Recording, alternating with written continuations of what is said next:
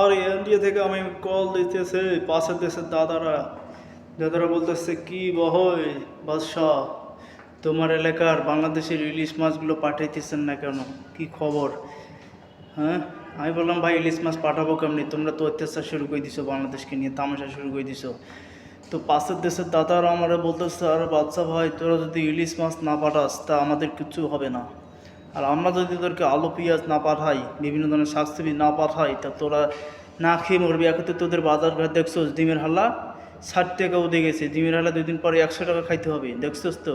এই 2-1 দিন শুধু আমরা মাল আপনাদের কাছে বাংলাদেশে রপ্তানি করে নিই, তাতে আপনাদের কী অবস্থাটা হয়ে গেছে, বাজারঘাটের দ্রব্যমূল্য একবারে কি আকাশচুম্বী অবস্থায় চলে গেছে। আর তোমরা যদি আমাদের সাথে পরবর্তীতে আরও এরকম করো, তো তোমরা যে কি হবে সেটা বুঝতে পারতেছো না দাদারা, বাংলাদেশি দাদারা। আমারই ইন্ডিয়ার হয়ে বললো। এখন দেখতেছেন ইতিমধ্যেই আমরা ইলিশ পাঠাই দিছি, এখন আবার বাজারঘাট কমা শুরু করে দিছি। বরঞ্চ এই যে ভারত, আরে ভারতের দাদারা আমাদের বাংলাদেশকে নিয়ে ট্রোল করতেছে। ওই যে ভারতের সাংবাদিক ওই সালারা তো বাংলাদেশে নিয়ে ট্রোল করতেছে, কি কম, কিছু করার নাই। আরে বাংলাদেশ এমন একটা হয়ে গেল, কি কমু।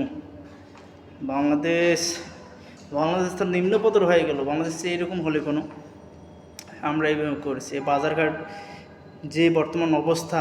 হায় রে, ইন্ডিয়া এত বড় কথা কইতে পারে আমাদেরকে। আমরা যদি নিজে সচেতন হই, আমরা ইন্ডিয়াকে দেখাই দিতে পারি আমাদের যে চাষাবাদের জমি টমি আছে, এগুলো কতগুলো আছে, এগুলো যদি আমরা নিজে তৈরি করে আবাদ করি, কত কিছু করতে পারি। হ্যাঁ, হায় রে, আমরা বাঙালি কুড়িয়া একটু ঘাটাঘাটি করলে আমরা ওদেরকে এগুলো মাল সাপ্লাই দিতে পারি, ওরা কেন আমাদেরকে দিবে? হায় রে, কি কম শরম লজ্জা নাই বাংলাদেশের।